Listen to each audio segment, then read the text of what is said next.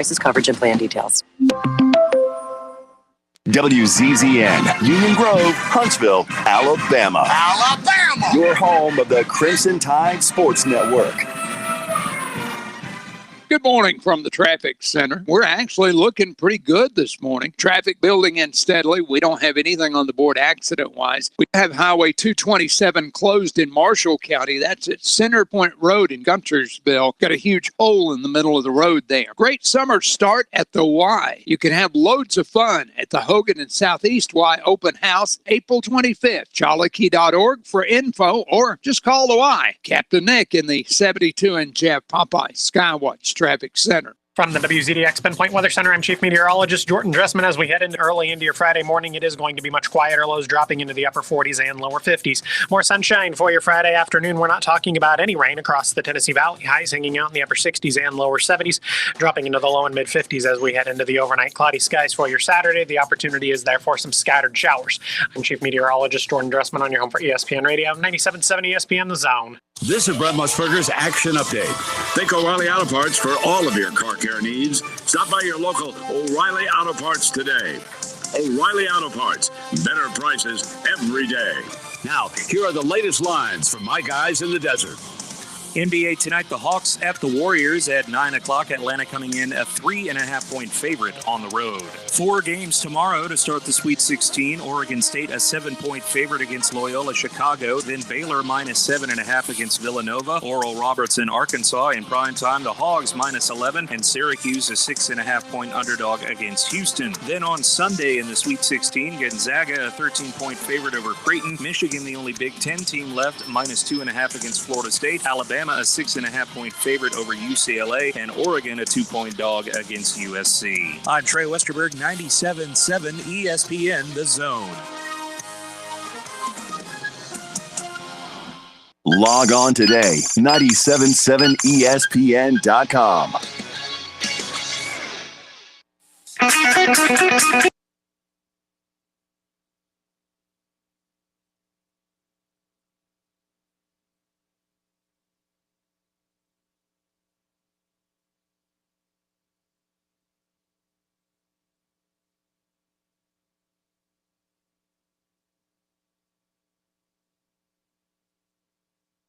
Scott Tyson and Drew DeArmond.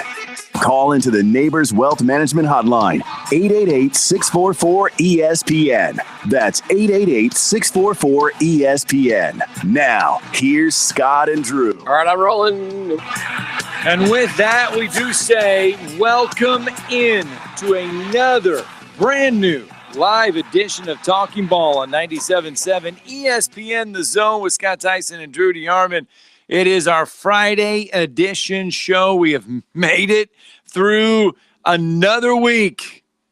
Oh, glad everybody is with us once again on this Friday, wherever you may be headed this morning, on your way to work, on your way to school, or as we like to say, on your way to bring us some breakfast. We don't care. We appreciate you for joining us this morning. We appreciate you for joining us on Twitter, on Facebook Live, on Twitch. And yes, we finally have a brand new YouTube channel. If you head to 977ESPN.com, you can click on our YouTube channel. Our show is streaming live now on YouTube. So we are there. Make sure you make sure you subscribe. I got to remember what it is. It's like on Twitter, follow on what I forget, but it's subscribe on YouTube.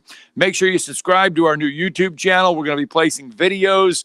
We're going to place all kinds of stuff there on our YouTube channel. That is for you to check out. But we appreciate you for joining us on this Friday. We have got a lot to get to, but as always, it starts with you. 1-888-644-3776. That is the number to the Neighbors Wealth Management Hotline, and we welcome your phone calls from you, I should say, on this on the Friday edition of Talking Ball. We'll even pay the bill for you. How about that? Something fun on this Friday. Which coach do you think across the college landscape would be great at coaching another sport? That's something for you to call in for us this morning. 1-888-644-3776. 3776. What college coach in any sport do you think could be successful in coaching another sport? But it is about time for us to tip off the Sweet 16 come Monday. Not on our show. It would be if the NCAA was following their traditional NCAA format schedule. We would know the Final Four by the time we sit back in our chairs Monday, but that's not going to be the case this year. Monday night, we will know who's all in the Final Four, but we will know half of the Final Four when we sit in our chairs Monday morning. So we ask you, who do you think come Monday night will be in the Final Four? 1-888-644-3776. We're going to preview tomorrow's and Sunday's Sweet 16 games. Who do you think will make it into the Final Four? Jay Billis has reseeded the Sweet 16. Our good friend Jay Billis will let you know how those play out. But it is always fun when you get to do a This Day in History. And it could not be any bigger than the one that we're about to talk about, This Day in History. It began a rivalry like any other, and that was Larry Bird, Magic Johnson, Michigan State, Indiana State, 1979. Johnson led all scorers with 24 points. The Spartans did get the 75-64 win, but on this date, it was Magic Johnson and Larry Bird in the NCAA Tournament Championship game, the final, 1979. But it started a rivalry, and it carried on into the NBA. Two of the greats all time of the NBA, Larry Bird, Magic Johnson. Yeah, I mean, one of the greatest games of all time, Scott, no doubt about that. It was, I was very young then. I don't remember the game. My first memories of the NCAA tournament was Jimmy Valvano, and I didn't really realize it was the NCAA tournament, but certainly, in 1983. But that 1979 game, it was one of the, just one of the preeminent matchups ever, and it's still one of the most remarkable achievements because of Bill Foster and Indiana State and Larry Bird. Those guys were undefeated. I mean, they hadn't lost a game all year. And even back in those days, Indiana State wasn't considered a blue blood power, and they're a mid-major now, but they really still were back in those days. And the amazing part is that was Larry Bird's senior season, and he should have been a part of the 1976 Indiana Hoosiers because he actually signed with Indiana coming out of high school. That's what a lot of people didn't realize. Yeah, he was he took a year off after he left Indiana. He got down there, was homesick, and I think he had a kind of an unfortunate run-in with Coach Knight from the standpoint of Coach Knight didn't kind of embrace him right away. And I think there's also some stories about Kent Benson and him didn't get along. And Quinn Buckner wasn't on campus yet. As Quinn always used to say, Larry, if I had been there, you never would have left. But think about that. I mean, he would have been on that 32-0 team. But he elevated Indiana State basketball to places we've never seen since. And, right. Magic and the Michigan State Spartans, they were an unbelievable basketball team. It was a great game. And basically, it was a foreshadowing of, like you said, what was going to happen in the NBA. And it was the golden era of the NBA that everybody was about to embark on. And, boy, it's a far, far cry from the garbage that we see now. Anyway, 1979. And let me just phrase that again. I don't see it because I don't watch it. That'll tell you about as much as what I think of it. 1979. Michigan State, Indiana State on this date, NCAA tournament final. I believe they played that one in Utah, if I'm not mistaken. I believe that's where they played that game. But anyway, 1-888-644-3776. Do you think we'll see anything that great this weekend? We get our Sweet 16 matchup starting tomorrow on the hardwood. And it's 8th seed Loyola Chicago, 12th seed Oregon State. They're going to tip things off tomorrow at 1:40. And then each game is staggered from there. You get Villanova Baylor. Then you get Oral Roberts, Arkansas, and your nightcap, Syracuse, Houston. Those are your games tomorrow. And, Drew, you look at those four. Which one intrigues you the most out of those four? And are you talking about the upcoming regional finals? Or I mean, or what, are you talking about the Just tomorrow's games. You're talking about Sweet 16? Yeah, just tomorrow. Though of those four, Oregon State, Loyola, Villanova, Baylor, Oral Roberts, Arkansas, Syracuse, Houston. Probably Loyola, Oregon State, only because whoever wins that game is, and I mean, of course, Loyola now has gone to being the huge favorite. But still, they are a quote-unquote mid-major from the Missouri Valley Conference. I would say, and then if Oregon State wins it from the Conference of Champions, then they are a 12 seed that's still alive in the Elite Eight.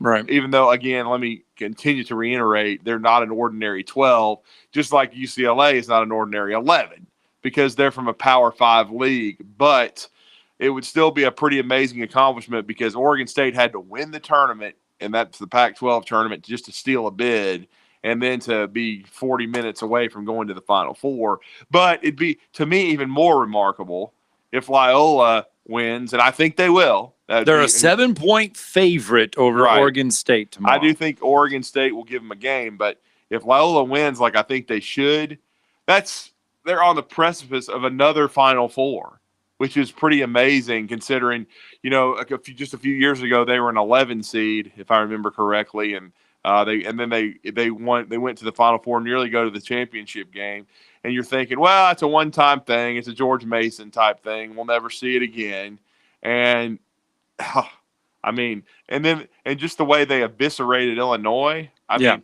I still think probably if you go back now, we've all agreed that they were seated too low, they should have been seated higher. But I still, even if they had been a 5 or a 4, I still think if they had come upon Illinois at some point in the bracket, Illinois still would have been a prohibitive favorite. No, they would have. And then the way they handled Illinois, because Illinois would have won a couple games in the tournament. Yeah, because Illinois was red hot, and Illinois had was a trendy pick, including by yours truly, to win the tournament, and I think overall, they would have been a huge favorite still, in my opinion. And to watch the way they handled them, to never trail, to just solidly, and really, as Blake Lovell said on our show yesterday, really the score wasn't as close as as the beat down he called it a beat down, but that's what it was. Indicated to see them just destroy Illinois. I still think it would have been one of the biggest upsets of the tournament. And so that just shows you, because Loyola went from a trendy pick by some people to win a game or two to now, I mean, most people we've talked to all week, Scott, and the people and we're going to talk to Aaron Torres, a guy I truly respect so much, later in this show today.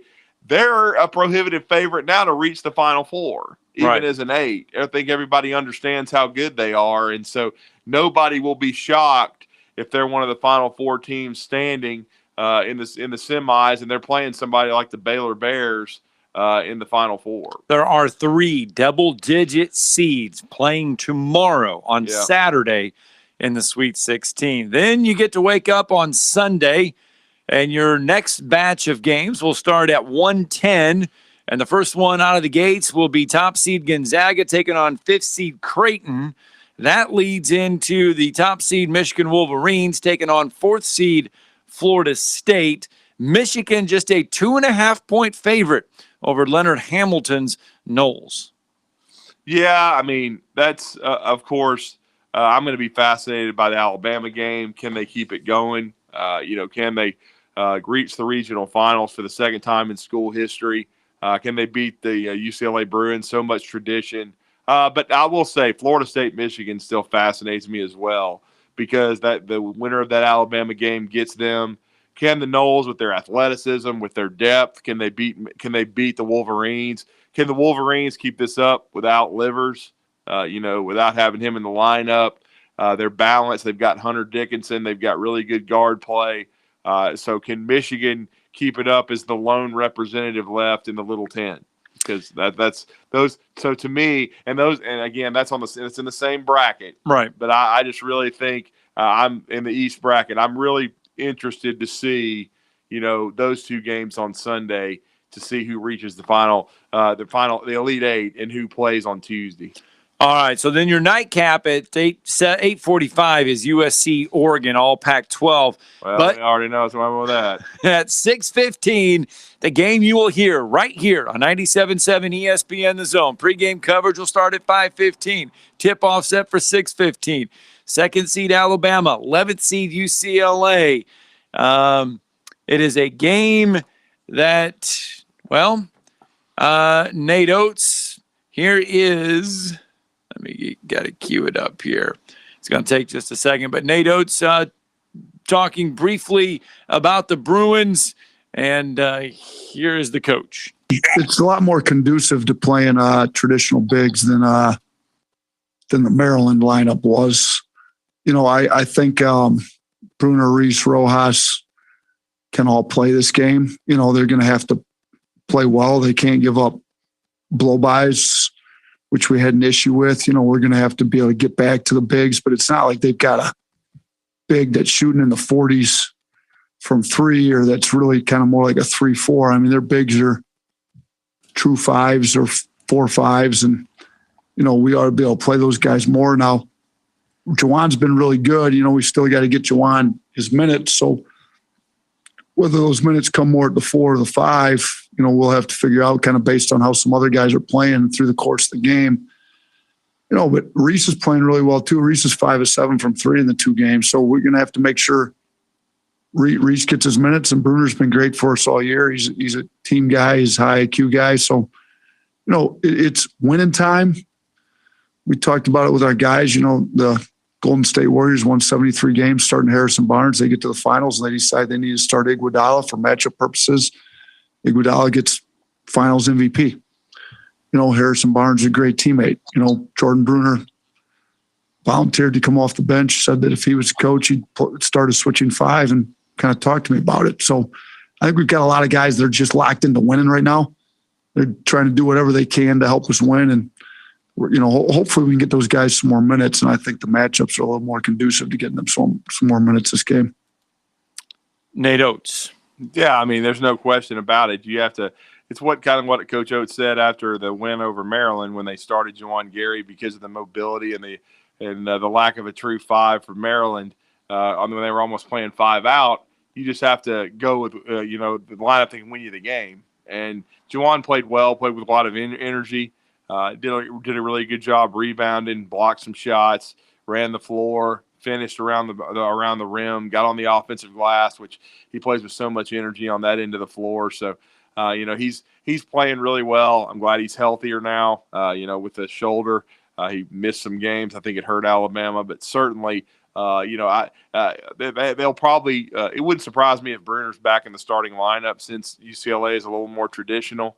But I think you'll see Gary see a lot of minutes. And Reese as well. Reese is playing at a very high level, playing with a lot of confidence offensively, shooting the ball really well, shooting it better than he did during the regular season. So I'm sure UCLA in their scouting report is going to pay a little extra attention to Reese because he's been playing. But hopefully that'll open it up for some other guys. But certainly I do like Alabama's chances in this game. I think the other day I chose a score. I think it was something around 76-67, something like that. I think Alabama can get the win over the Bruins, but I respect them. I know they're a very good team. They've gotten hot. They ended the regular season not playing all that well in the conference tournament. But when the NCAA tournament started, it's kind of funny. They were really on the ropes against Michigan State late. They were down 3, and Michigan State didn't block out, I believe, on a missed free throw. They got the ball back and then ended up getting a 3-point play to tie it. Managed to somehow get the game into overtime. They win the game, and now they're on a run. So sometimes that's what happens with a team. Hopefully Alabama can end it. They end their 3-game winning streak here coming up on Sunday night. But certainly the Bruins are a quality opponent that has to be respected. And by the time you get to the Sweet 16, everybody's good, man. It doesn't matter what league you're from, just like we were talking about Loyola Chicago. Yeah. They're from the Missouri Valley. Look at Oral Roberts. They were up 12 on Arkansas in the second half when they met in the regular season. So the Hogs better come ready to play too, because certainly, if Oral Roberts, they could make history themselves. A 15 seed has never gone to the Elite Eight. Okay, so because that's where Florida Gulf Coast run ended, was the Sweet 16 back in 2013. And so now Oral Roberts is playing with house money. If they win this game and get to the Elite Eight, that's history. So, all right, it's almost time for us to take our first break of the morning. I want to ask you a question about Javon Quinterly, and I want to relate it to Chuma Okeke. Right. And I'll explain it all when we return. Good morning. We are accident-free this morning. Traffic at a heavy level all across the valley, but not seeing any major snags for you. We do have a road closure you're going to want to know about. 227, it's Highway 227 in Marshall County at Center Point Road, mile mark 4. That road's closed because of a big sinkhole. No mask, no hose. The Somnodent Dr. Sandman is an easy-to-use oral device. Insurance approved for sleep apnea and for snoring. 350-CARE or RandallSandlin.com. Captain Nick in the Jordan Lane Popeye Skywatch Traffic Center.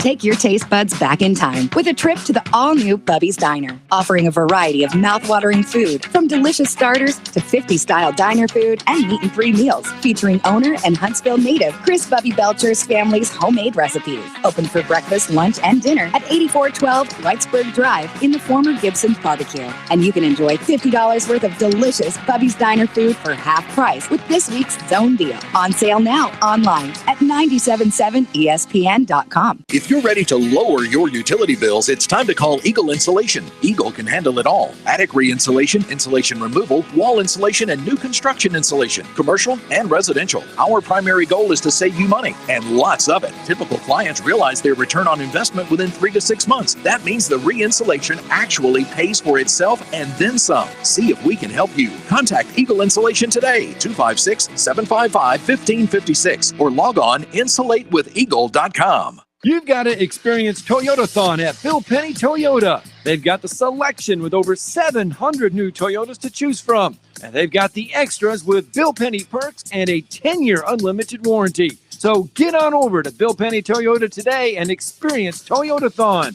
Bill Penny Toyota in Huntsville and online at BillPennyToyota.com. Bill Penny's Toyota 10-year unlimited warranty is valid through the 10th year of ownership. Valid on new vehicles only. See dealer for details. Terrell Technical Services in Madison offers a full line of environmental health and safety services, including industrial hygiene, asbestos, mold, and bacterial services, Legionella testing and water management plans, lead-based paint inspections, assessments and abatement plans, environmental site assessments, LEED certified air testing, and more. Their staff holds all EPA accreditations and nationally recognized certifications and credentials to necessitate your project to completion. Give Terrell Technical Services a call today at 256-461-9278 to discuss your environmental health or safety needs. And go Army!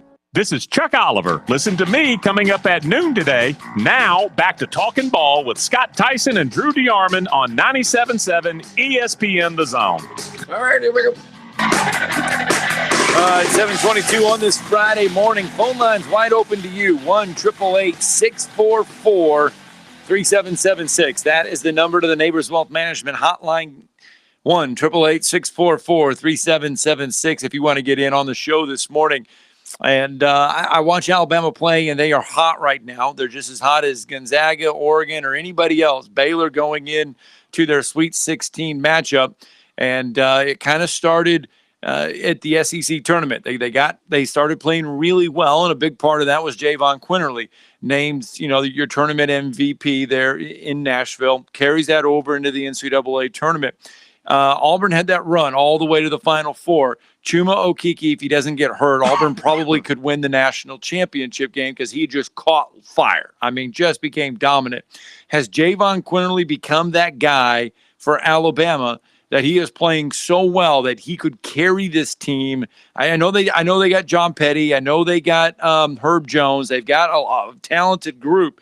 But has he asserted himself as that guy that could carry this team to the national title? Well, I mean, I don't know if I want to say I think it's possible, but he's going to need help. Alabama, the beauty of the Crimson Tide is they have so many weapons in depth. I mean, Now they need him to continue to play at the level that he's playing. I mean, to reach the Final Four, because he gives them a true point guard, because he's the only true point guard on the roster. Okay, I mean, and just like the other night, he had near at the end of halftime 9 assists already. I mean, and he's not starting. So he comes in, he gives them a guy that can penetrate. You heard Mark Turgeon say we couldn't keep him in front of us. He was getting to the rim to finish. He was also setting up others. He is a guy that it takes the ball handling chores off of a Herb Jones. And then what Herb can do is he can use his length, get on the glass. You know, you miss a shot, he can get a putback, or you can dish it to him. He can cut to the rim, get some finishes at the basket. You know, he's not hitting his jump shot right now, but Herb was never an outside shooter anyway. He's more of a slasher and finisher. So it allows Herb to play, his natural position. Now, Herb can be a point forward. He's been one all year, but Quinterly being consistent, Quinterly playing a little bit better defensively and being an offensive force really helps balance the team. And so what it does is it just makes the team complete. And if he continues to play at this high a level, yes, Alabama can, reach the Final Four, have a chance to win the national championship because, you're going to have to go through some great basketball teams. If they reach the Final Four, it's almost inevitable they're going to play Gonzaga. I think, to be honest with you, that's the one thing that I take out of this whole deal. We really hadn't talked about it today, but when you look at what's left in the bracket, Gonzaga is just the prohibitive. If there's one team that you almost want to guarantee is going to be at the Final Four, it'd be them. I mean, I know they got Creighton coming up. Creighton's a good basketball team, but it's their first ever Sweet 16 appearance, and they're going to have to play out of their minds just to have a chance against the Zags. All right, so our good friend ESPN college basketball analyst Jay Billis has reseeded the tournament. Yeah. This is where he would put everybody right now. Obviously, Gonzaga, Baylor 1 and 2, Michigan number 3, Alabama he puts 4, Houston 5, which they are no longer in it. No, my bad. Yeah. No, my bad. This is the Sweet 16. I am like jumping ahead. I don't think they'll be in it. Oregon, Florida State, USC, Loyola 9, Arkansas 10, Villanova 11, Syracuse 12, UCLA 13, Creighton, Oregon State, and then Oral Roberts. But interesting that he puts Arkansas at 10, and not surprising that he puts UCLA 13. Yeah, I mean, you could see the arguments there, but yeah, I mean, in Houston, they had to. They were very fortunate to survive their second round game because Junior Giroux, their point guard, was injured and was showing a lot of grit and guts to play through that hip situation and help elevate his play and get his team past a scrappy Rutgers squad, because Rutgers really led that throughout. I mean, it was just Houston had to win it in the last minute. So that was a huge win for the Cougars and Kelvin Sampson, who really, they didn't win the regular season of the AAC. That was Wichita State, who ended up getting in as one of the first 4, but they lost to Drake after blowing a lead. So, but I think everyone understood that Houston all year really was the best team in that league. They won the conference tournament rather easily. And everybody knew they had a chance to get to that second weekend, which they have. And Sampson's had a lot of success at Houston. He's, it'll be interesting to see if his name comes up at Oklahoma, because he was there once before. Of course, he left to go to Indiana, but as he left Oklahoma, that's when some of the NCAA stuff started with the impermissible phone calls. It actually started at Oklahoma and continued at Indiana, cost him that job, and that's why he's at Houston. But I did want to say this, kind of piggybacking off that. Lon Kruger did retire yesterday. The great Lon Kruger, one of the most underrated coaches of his generation. I know he didn't win a championship, but he certainly went to multiple Final Fours. 2016 with OU, took the Florida Gators to the Final Four back in the day as well in the SEC. He did a great job at K-State. He did a great job at UNLV, considering that was really the last time UNLV was relevant. So he's just been a guy that's he's traveled some. He even tried his hand at the NBA, but wisely came back to the college game. But he's one of the few coaches ever to take 5 different programs, Scott, to the NCAA tournament. Just very, very consistent. And this makes sense. We talked about it on the show. His son, Kevin, who played for him at UNLV, Kevin Kruger, has become the new head coach of the UNLV Running Rebels. And he's retiring to follow his son's career, 68 years old. had a great run, and now it's going to be interesting. I will say this: I'm trying to get John Beilein a job here. I'm really trying. And so if Indiana doesn't want to be smart and hire him, then what do you do in Oklahoma? Hurry up before Texas gets rid of Shaka Smart and then tries to hire John Beilein. Shaka, it's going to be interesting to see if he survives after this latest debacle where they lose to Abilene. I would say they may give him one more year, but again, he would be somebody that Texas would be very interested in. So, if I'm Oklahoma, I'd be all over John Beilein as well. He'd be, I think, another good fit there. And we're hearing that he wants to get back in coaching. I think there's no doubt. If I'm John Beilein with the career he's had, I don't want my final chapter to be just having to coach in the clown show known as the NBA. Just get back to college where you need to be and rebuild another program. Getting back to Lon Kruger, he started his coaching career in 1982 at Texas Pan American. That's right. Then got his first Power 5 job at Kansas State in 86. Yeah. Then went to Florida. Yeah. I don't think people realize he was a 2-time SEC Coach of the Year. Yes, he was. At Florida in 92 and 94. Then went to Illinois from 96 to 2000. Yeah, a lot of people forget about the Illinois run, and he elevated them again. And I believe after he left to go to the NBA, which was just a mistake. That was in 2000. He went to be the head coach of the Atlanta Bill Hawks. Self took over for him at Illinois, He did. and then ended up leaving. To go to Kansas, and then he left to go to Kansas, and left that great basketball team that ended up reaching the final national championship game and losing it narrowly. But like we said, I mean, Line is one of the most underrated guys. I want to say he followed Norm Sloan at Florida.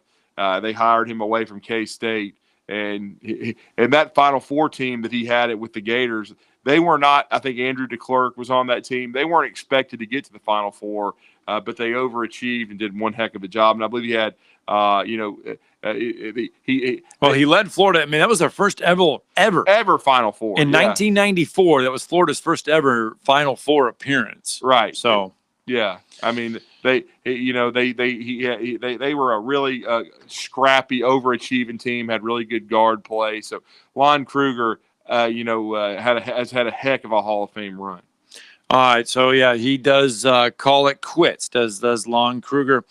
It's 7:32. 1-888-644-3776. The Neighbors Wealth Management Hotline is wide open for you this morning if you want to be a part of the show.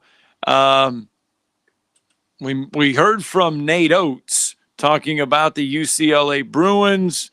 Why not hear from Javon Quinterly as Alabama gets ready to take on UCLA on Sunday? Yeah, they have a traditional point guard, traditional big man from what I've seen so far. We kind of just got into the scout. It's a really good team in the Pac-12. And we're gonna have to, it's gonna be a tough game. We're gonna have to lock down on defense. And just keep playing our game. I keep telling the guys, do what got us here. And we like to play fast. We like to shoot a lot of threes, but we also, we lock down when needed. So I just keep telling the guys, like, let's do what got us here. And Alabama, by the way, did get out and get to see some sights of Indianapolis.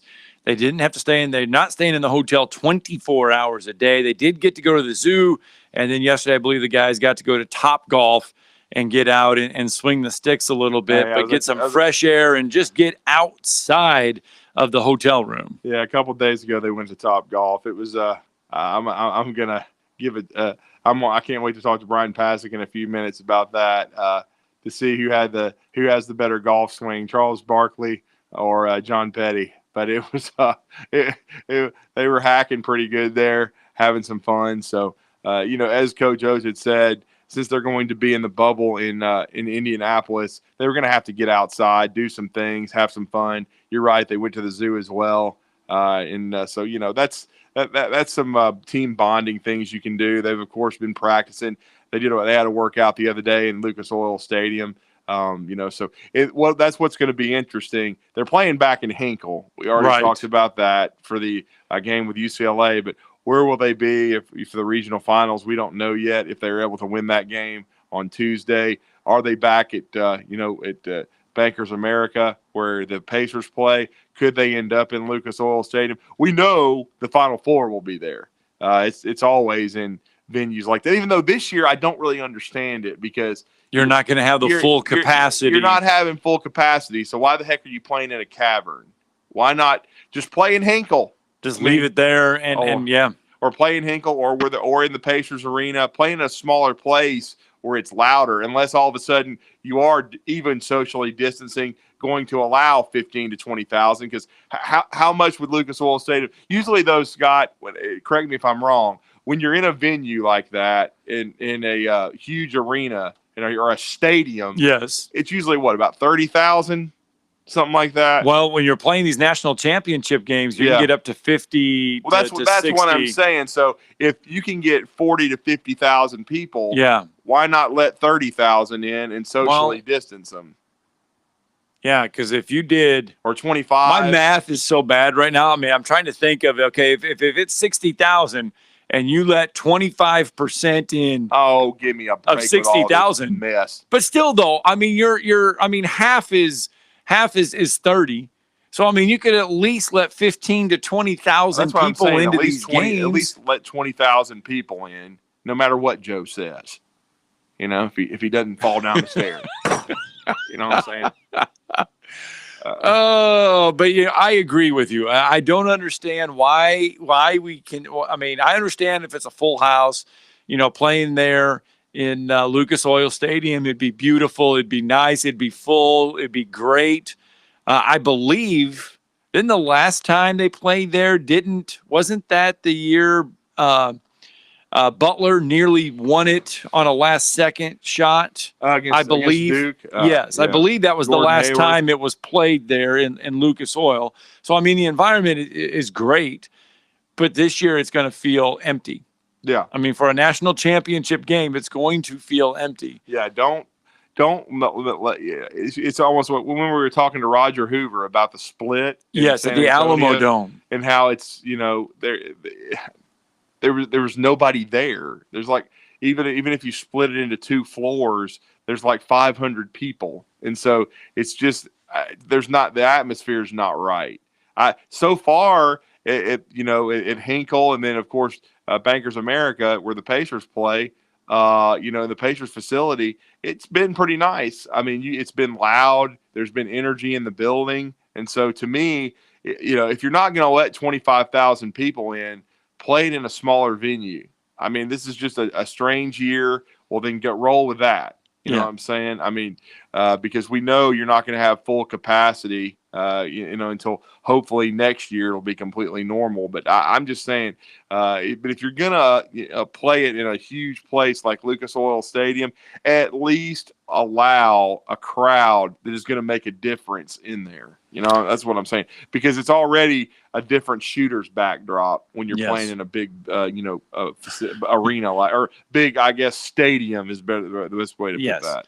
All right. We have talked a lot about the NCAA transfer portal when it comes to college basketball, and Seth Greenberg giving us an update.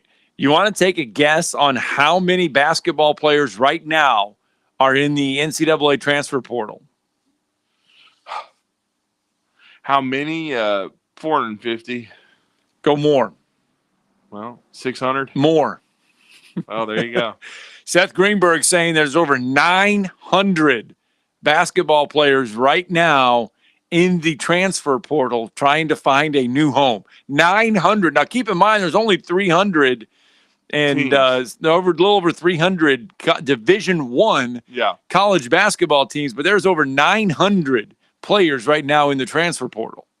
Crazy. It is crazy. There's so much movement, and I will say this: even if they didn't have the 1-year transfer rule, there would probably still be close to this number of players in there. Everybody thinks the grass is greener on the other side. Well, and then some of these people in the portal, I would like to know the percentage, but some of them are graduate transfers. that are going to be able to go wherever they want to go, and they won't be able to be stopped. But again, there's a lot of them like a Theo Pinson who are trying to transfer and go to another school and believe they're going to be eligible immediately. Now, I think Theo's probably got a plan. If he's eligible immediately, no matter what, if they pass the rule within the SEC, as Jake Crane was talking about yesterday from the J-Boy show, then he can transfer to Auburn or within the league. But if not, he's going to probably have a contingency to go to another league and play at another school. So it's going to be interesting. There's going to be a lot of, like I said yesterday, it's interesting how you can build a roster now. You can, it almost, depending on how you handle it, right, you can accelerate a rebuild by taking grad transfers or if you get the one-time transfer rule, because you can get some experienced guys on what they call bounce backs or whatnot who will be transferring from one school to another. Now, I think the NCAA is watching this closely because you remember Jake mentioned super teams where these guys are all like the Fab Five. Well, we all want to play together. Well, the Fab Five was recruited together out of high school. But these dudes, you could have guys that are friends, that maybe, that knew each other during AAU or whatnot, or had connections to one another, and be like, well, let's all go to the same school if we're not happy where we are now. And then, have some of these kind of quote unquote super teams where 3 or 4 all conference type players go to the same place. I still think it's probably going to be a rarity because again, it's about chemistry, about people sharing the ball, people buying in. But still, it's going to be interesting because I don't think college basketball wants to turn into just complete free agency here. And definitely it's not going to happen where. And if this is ever passed permanently, it'll be a one-time transfer because you don't want to see somebody pulling a situation where you already see kids playing at 3 schools in 5 years and whatnot, but you don't want to see a 4 out of 4. No, where a guy's just a free agent after every year. But I don't know if this is what the NCAA had in mind when they put the transfer portal out and let guys go in there. Let's get a break. When we come back, we'll shift the conversation. We got to check in with Bryan Passink. The Auburn Tigers scrimmage for the first time this spring. We'll hear from the coach next. Got a wreck on 72 west of Shields. That one's going to turn out to be a no injury. HPD rolled up on it. And we got a sinkhole on 227 in Marshall County near Center Point Drive. That's in Guntersville. They've closed that stretch of roadway completely. Still getting reports of water across the roadway in several areas. You be careful on your trip in. Have you tried Popeye's chicken sandwich yet? It's Popeye's buttermilk crispy chicken with classic or spicy mayo on a warm buttery bun. It's only $3.99 at Popeyes, Jordan Lane, North Parkway, and 72 at Jeff Road. Captain Nick in the Popeyes Skywatch Traffic Center. This is Wes Neighbors talking to Chris Haygood of Bob Wallace Appliance. Chris, what sets you apart from other appliance dealerships? Wes, these appliances are going into the most used room in your house, your kitchen. The way we have these appliances displayed, it's easy for you to visualize how they'll look in your home. Wes, what sets us apart is the people. They're well trained. In fact, they live and breathe these appliances. And if you need service, you'll really appreciate our parts department. Contact Bob Wallace Appliance at 256-533-2121. Hey, this is Justin with the Furniture Factory Bar and Grill. As we all get back to a new normal, I just wanted to let you know about the best bar and grill spot in North Alabama with the best entertainment as well. It is the Furniture Factory Bar and Grill. Every Monday night is steak night. Every Thursday night is bike night. Plus, we have the best food around, from the Mexican pasta to the best Cuban sandwich you could ever ask for. It's all at the Furniture Factory, located at the corner of Meridian and Pratt. Find us online, FurnitureFactoryBarGrill.com. Finding great candidates to hire can be like, well, trying to find a needle in a haystack. Sure, you can post your job to some job board, but then all you can do is hope the right person comes along, which is why you should try ZipRecruiter for free at ZipRecruiter.com/news. ZipRecruiter doesn't depend on candidates finding you. It finds them for you. Its powerful technology identifies people with the right experience and actively invites them to apply to your job. You get qualified candidates fast. So while other companies might deliver a lot of hay, ZipRecruiter finds you what you're looking for. The needle in the haystack. See why 4 out of 5 employers who post a job in ZipRecruiter get a quality candidate within the first day. ZipRecruiter, the smartest way to hire. And now you can try ZipRecruiter for free. That's right, free at ZipRecruiter.com/free. That's ZipRecruiter.com/free. ZipRecruiter.com/free. But first, this word. 888-644-ESPN is our new phone number. This one fact remains. 888-644-ESPN is our new phone number. Let me tell it to you. That's 888-644-ESPN. We are 97.7 ESPN, The Zone.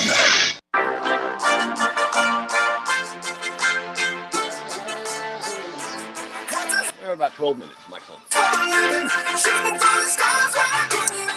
And welcome back. 97.7 ESPN, The Zone's Talking Ball on a Friday morning. Phone lines are open to you, 1-888-644-3776. If you want to get in on the show this morning, and we keep talking about this after the show, but we have not heard from our good friend Randy in forever. So if anybody knows and wants to check in to make sure he is okay, we have not heard from Randy, a.k.a. Chief Tuscaloosa, in a while, and so it kind of gets us worried a little bit. We just hope he's okay. We haven't heard from him since this run for Alabama. Yes. We heard from him as the regular season had unfolded, and they were making a run toward the conference championship, in the regular season. But we really haven't heard from him since they clinched that, of course, gone on this run to win the SEC tournament, and now with a shot to go to the Elite Eight and have an opportunity to compete to go to a Final Four. So we haven't heard from Randy. We hope he and his family are doing well. These are still dangerous times with COVID and everything. And we know Randy had some health concerns, but he's a great friend of the show, and we hope he's doing well. Yesterday, the Auburn Tigers scrimmaged. They got next thing before we mention that, though, and I'm going to bring up weather because the Auburn Tigers got to scrimmage before the weather got bad or did not have much. But our thoughts and prayers go out to everybody affected by yesterday's tornadoes in the central part of Alabama, around the Birmingham area. A lot of destruction. Unfortunately, there were some fatalities, but our thoughts and prayers go out to everybody affected by yesterday's storms. We were very fortunate up here not to have the severity of the weather that they had down there in that Birmingham area. So, there was a heavy damage at Shoal Creek, some houses and stuff destroyed, but the biggest prayers go out to Ohatchee. Their community was really adversely affected. Last count, 5 perished in the tornadoes. Yeah. So we really, our thoughts and prayers go out to those communities. I know Brian Harsin, when we carried his press conference live on the drive last night at Baumhauer's, he made special mention of that. So thoughts and prayers out to those folks. All right, let's check in with Brian Harsin. The Tigers did scrimmage for the first time yesterday. Here is the Auburn coach. We got some situational work, which was good. Got a chance to do some live work and have an opportunity to go out there and tackle and break tackles and work on some of those things that we've been spending time on in practice, and ultimately just having a chance to compete, which was good to see.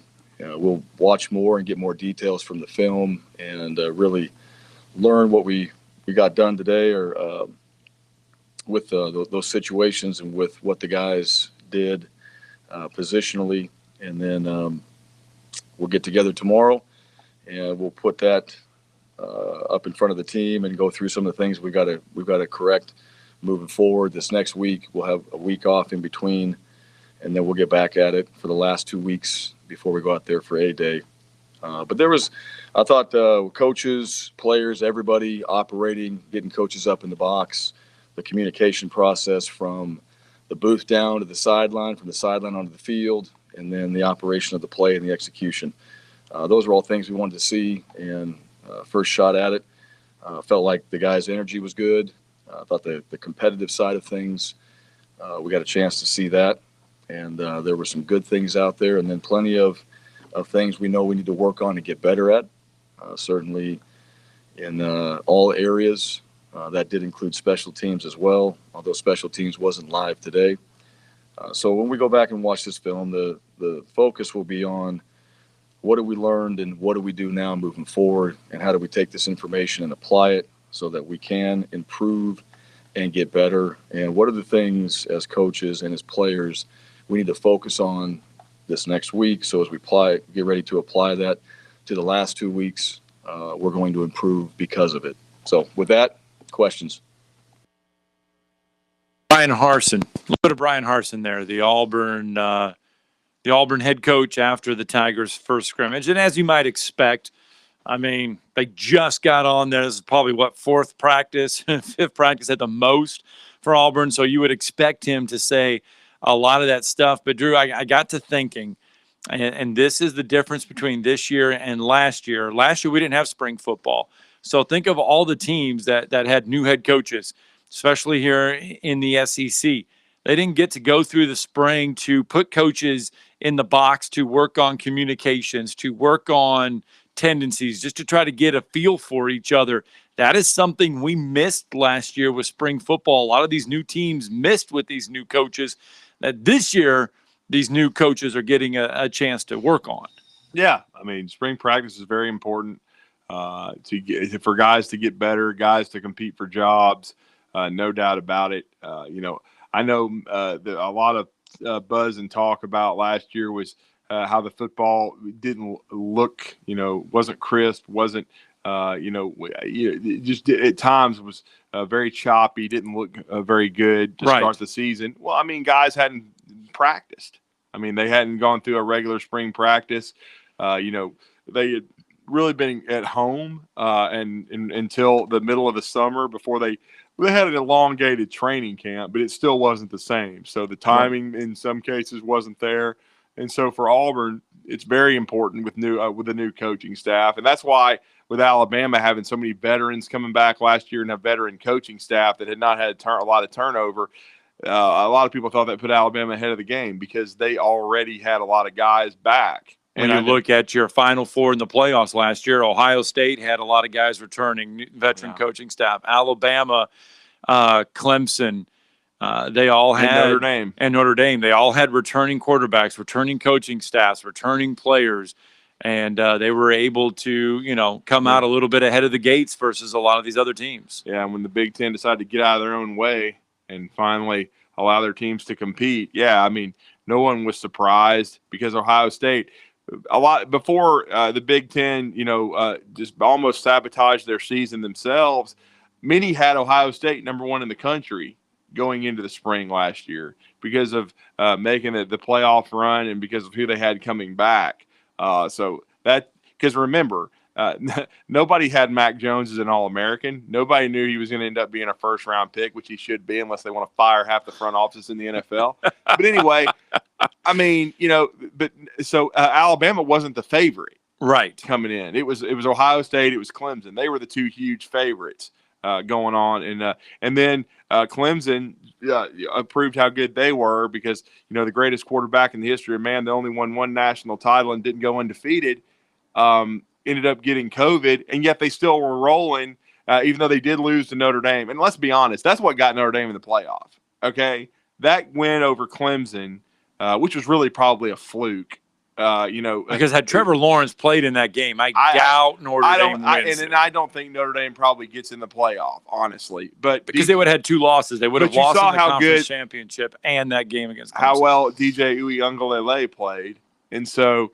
You saw that Clemson was still one of the best teams in the country. So, again, but Notre Dame got in. They got shellacked again in the playoffs like usual if they get in there.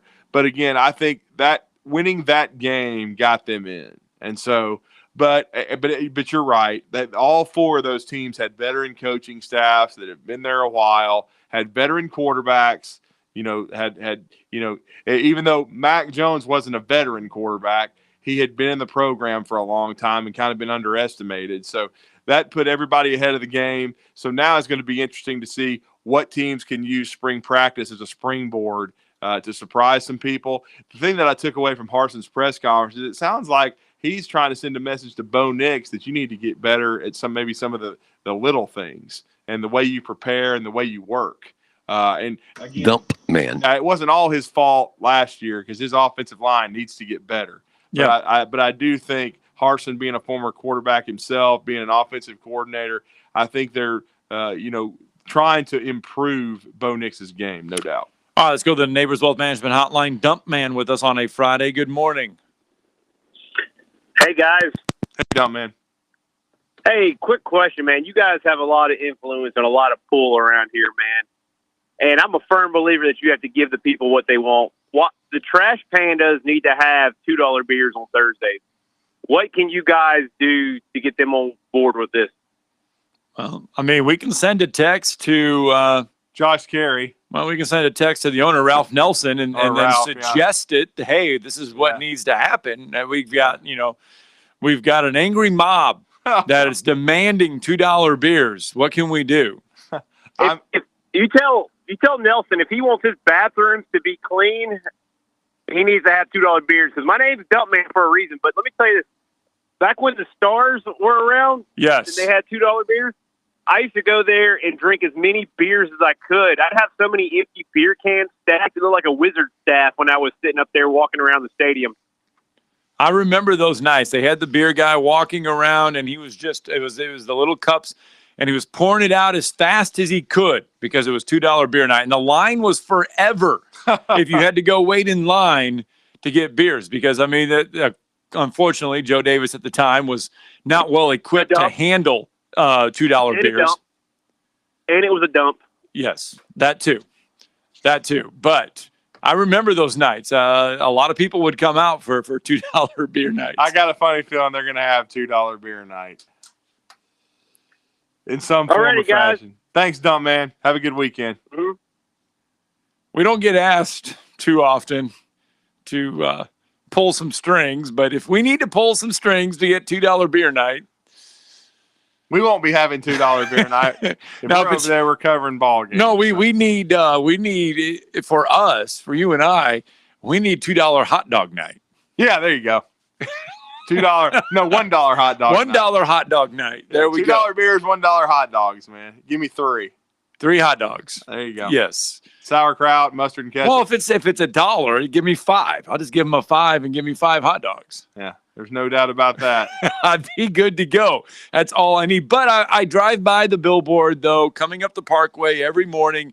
The countdown is on to the Rocket City Trash Pandas. We're within the low 40s, I believe, of opening day out there at Toyota Field. I know there's a lot of people that have been anticipating this. This will be great still for the first Trash Pandas game. Yes. There's been a lot of people eagerly anticipating it. They did not get minor league baseball last year for some, I don't know. There was no reason why they should not have played last year. There's really no reason at all. But we've got a lot of guys from North Alabama that are down in spring training for their minor league teams. Brewer Hicklin, obviously with the Kansas City Royals. He's down there now. So the minor leaguers are at their spring training facilities. They're getting ready. The Rocket City Trash Panda staff is getting ready, but minor league baseball will return here very, very, very soon. So that's the good news. Yeah, we are looking forward to Jay Bell and those guys in the first edition of the Trash Pandas, part of the Anaheim Angels organization. Absolutely. Beautiful facility over there at Toyota Field. We know they've already had some tournaments over there, some high school baseball, some things of that nature, but looking forward to having professional baseball back in the Southern League and back in the Rocket City. Well, it's halftime here on 97.7 ESPN, the Zone's Talking Ball. And if it's halftime, that means we're talking basketball. And coming up, when we come out of the locker room, we will talk basketball yet again. Yes, Bryan Passink, Crimson Tide Sports Network, going to preview UCLA, Alabama from the Tide perspective coming up next. We're going to break down the film of the first hour. We'll be better in the second hour, we promise. Talking Ball on 97.7 ESPN The Zone.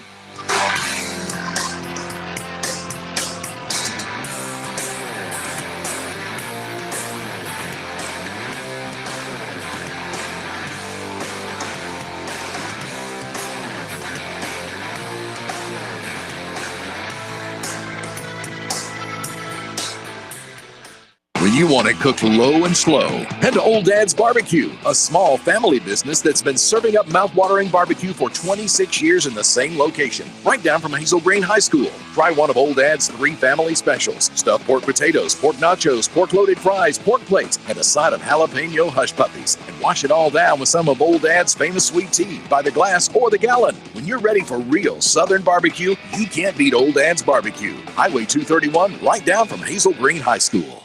Redmont Vodka and Vulcan Gin, Alabama-made premium quality spirits, owned by our very own Charles Barkley. 8 times distilled, gluten-free, and non-GMO. Whether you choose to sip Redmont on the rocks or blend it with your favorite mixers, you will definitely be able to taste the difference. Pick up some Redmont Vodka and Vulcan Gin today. Available in ABC stores and package stores. For more information, visit us at redmontdistilling.com. Also, follow us on Instagram at Redmont Distilling.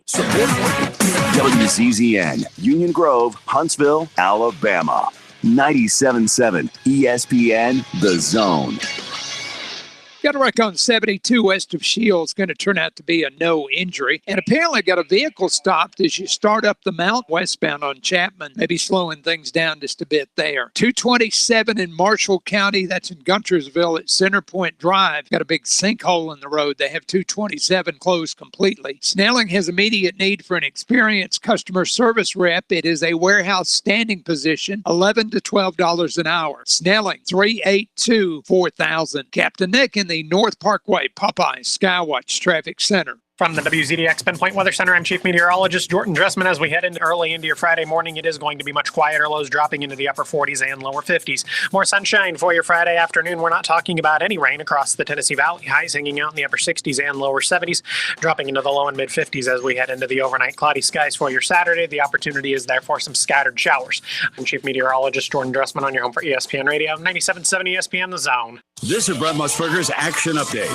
Think O'Reilly Auto Parts for all of your car care needs. Stop by your local O'Reilly Auto Parts today. O'Reilly Auto Parts. Better prices every day. Now, here are the latest lines from my guys in the desert. 4 games tomorrow to start the Sweet 16. Oregon State a 7-point favorite against Loyola Chicago. Then Baylor minus 7.5 against Villanova. Oral Roberts in Arkansas in primetime. The Hogs minus 11. And Syracuse a 6.5-point underdog against Houston. Then on Sunday in the Sweet 16, Gonzaga a 13-point favorite over Creighton. Michigan, the only Big Ten team left, minus 2.5 against Florida State. Alabama a 6.5-point favorite over UCLA. And Oregon a 2-point dog against USC. NBA tonight, the Hawks at the Warriors at 9 o'clock. Atlanta coming in a 3.5-point favorite on the road. I'm Trey Westerberg, 97.7 ESPN The Zone. Log on today, 977ESPN.com.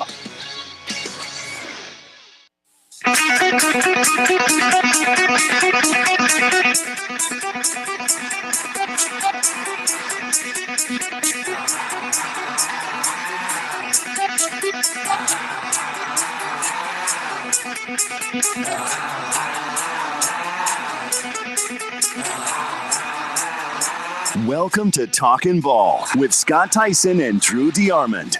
Call into the Neighbors Wealth Management Hotline, 888-644-ESPN. That's 888-644-ESPN. Now, here's Scott. Okay, Brian's ready. Mike's on. As always, this segment of Talking Ball brought to you by our very good friends at Terrell Technical Services Incorporated in Madison.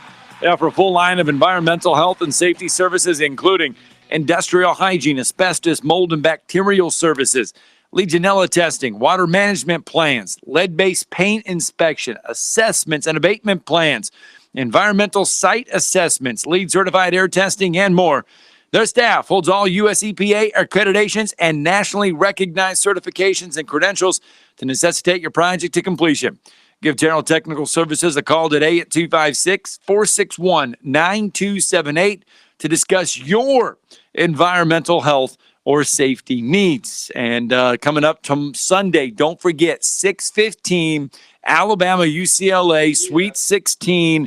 But 97.7 ESPN, The Zone, really your home for the Crimson Tide Sports Network, will be your home for the Sweet 16 matchup. So if you want to catch it, make sure you download the brand new app.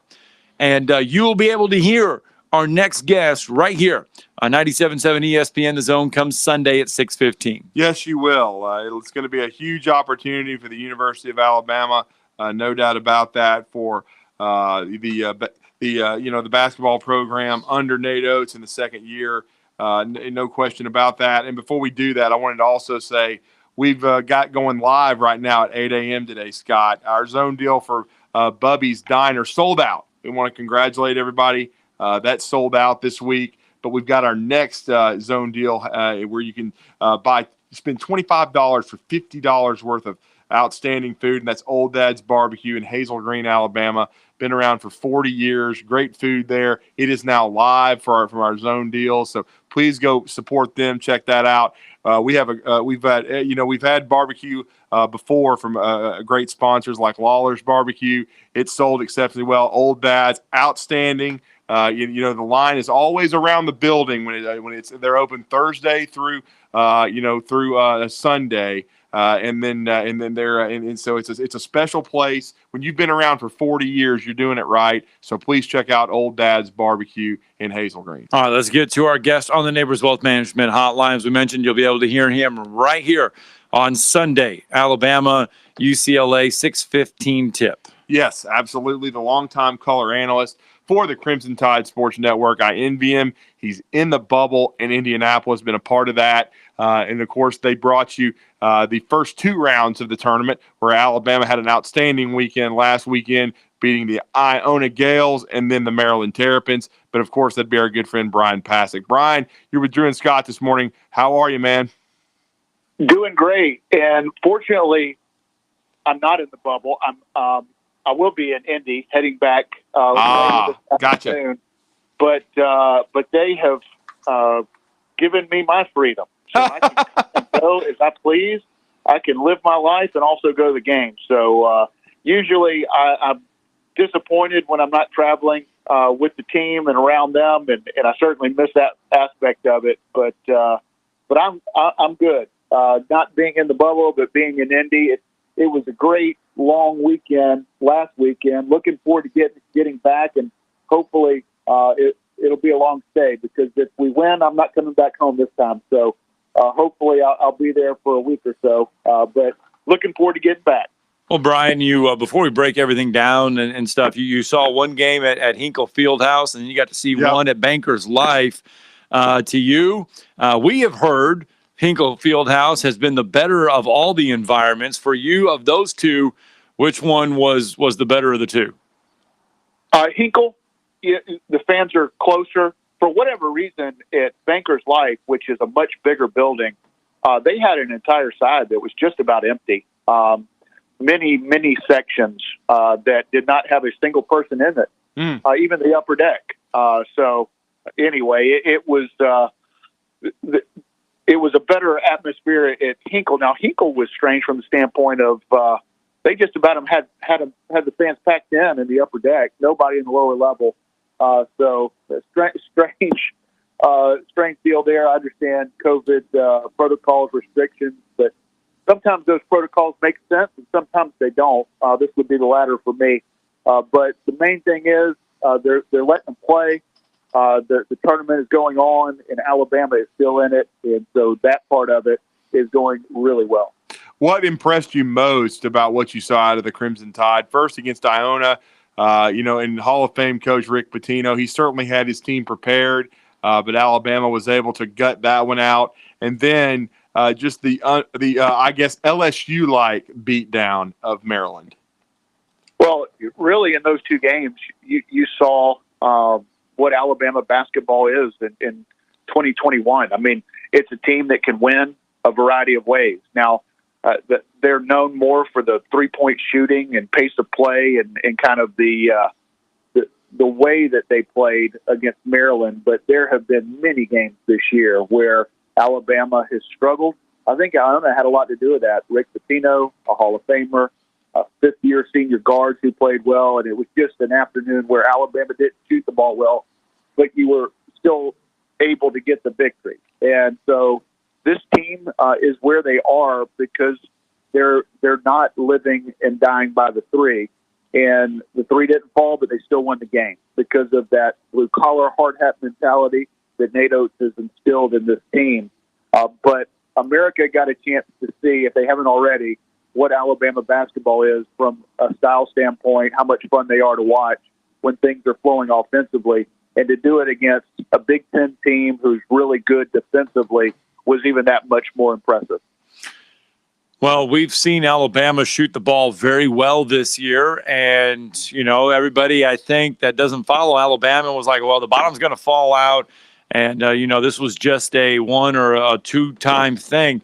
But we've seen this now for the whole season. This Alabama team can shoot the basketball. They play exceptional defense as well. I think in that game against Maryland, I think now the rest of the country, if they didn't already, is starting to understand that this Alabama team may be a complete offensive and a defensive team. Yeah, the defensive numbers are better than the offensive numbers, but the offensive numbers and style, that's what people know Alabama as, which is great, by the way. And maybe more important than just fans watching is recruits watching, because it has been an Alabama basketball commercial for the last month or so of the season, to be solidly in the top 10, now in the top 5, getting the national attention that they're getting, and not just winning, but doing it in a way that is fun to watch, but more fun to play. And guys around the country are taking notice. The best players in the country are taking notice, and I think it is really a great thing moving forward. But Alabama is going to have to play really well on Sunday against a very good UCLA team. This is not a team that was limped into the postseason, having lost 4 straight going into the NCAA tournament. They're playing at a high level now on both ends of the floor, so it's gonna take an effort on both ends of the floor to advance on Sunday. It really is. I mean, they're a gritty, tough-minded team. In many ways, they play different styles, but Nate Oates and Mick Cronin both approach defense the same way. They want to be a tough, grimy, gritty team. UCLA has got some size. They've got Johnny Jazang, who's been hot. They've got Jaime Jaquez. They've got Tiger Campbell, a really good point guard. That matchup's going to fascinate me, Brian, is Javon Quinterly, who's elevated his game so much and really taken this team to the next level, being able to run the team as a point guard against Tiger Campbell. Yeah, there are great matchups all over the floor, and that's definitely one of them. And you've got Javon Quinterly, who will now be the focal point of pretty much any defense that Alabama plays, which is amazing considering he's been coming off the bench for the large majority of the year. But when you're the SEC tournament MVP, you're the leading scorer over the last 8 games for this team, and having 11 assists against Maryland, you're not gonna slide by anybody. They're gonna know who you are, and they're gonna prepare for you. But it really is an interesting matchup. There's talent. There's so many similarities between these teams and these coaches and their mindset and their mentality about toughness and how hard both teams are going to play on the defensive end. There's talent on the floor, but there is such a difference in pace of play, which will be very interesting in this game. You've got one of the fastest teams in the country in Alabama, one of the slowest in UCLA. So hopefully we'll see a game in the 80s or 90s on Sunday, because Mick Cronin would love to play this thing in the 50s if he could. So that will be a battle of style, of pace, and we'll see. It's usually easier to slow a team down in the NCAA tournament than it is to speed someone up. But Alabama was able to do that against the Maryland team that doesn't like to play fast. But if you defend the way that Alabama does, create turnovers, which Alabama has recently, then you're able to get out and play your style on the offensive end. So defense will, as it always is, a key for Alabama. We mentioned trying to slow Alabama down. And Brian, if UCLA is successful, how do you, when we say slow down and in the contrasting in styles, how would UCLA be successful in slowing down Alabama? Well, I think you got to take care of the ball and make shots. And UCLA has done that. They've been really efficient on the offensive end. And, defensively, they're not going to give you anything easy. Alabama is at their best when they're forcing turnovers, getting stops, getting out in transition. And it's really the defense and offense for how NATO wants to play goes hand in hand. Because, you look at the game where Alabama has not been quite as good on the defensive end, it's hard to get the pace of play up, taking the ball out of the net as opposed to a deflection, a turnover, or even a missed shot. Alabama is off to the races once they get a defensive stop. They've done a better job and a good job throughout most of the year defensive rebounding. When they do that, this offense gets kicked into high gear. And also, it was so good to see John Petty Jr. Shooting the ball and playing the way he did against Maryland.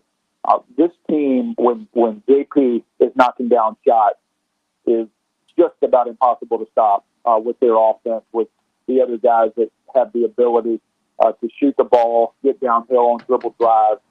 So he is, as he's always been, a key to this team.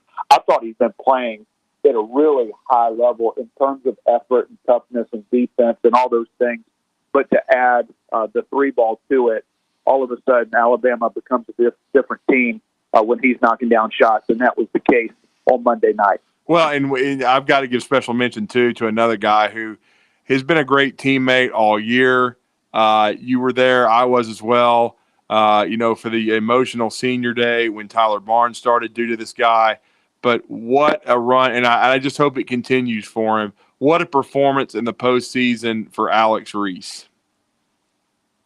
He's been the ultimate teammate, the ultimate leader, and aside from the obvious success that the team has had, which is obviously due to guys like Alex Reese and his unselfishness and leadership, I'm really excited for Alex that the narrative on him personally has done a 180 from last year. I mean, I talked to a lot of people, friends, people that are Alabama basketball fans throughout the year, and there was a frustration level with Alex Reese over the last couple of years and last year. And now people didn't know that he was dealing with a bunch of injuries, had all season surgery, didn't realize that he gutted out what most people would have shut down last year because his teammates needed him. But now I think Alabama fans are starting to see what Alex Reese means and the person he is. And I think he's going to go down in history as a very popular player, a guy along with John Petty and Herb Jones that have been the cornerstone to turning this program around, because the success this year has been a whole lot of fun. It's been a historic season no matter what happens on Sunday night.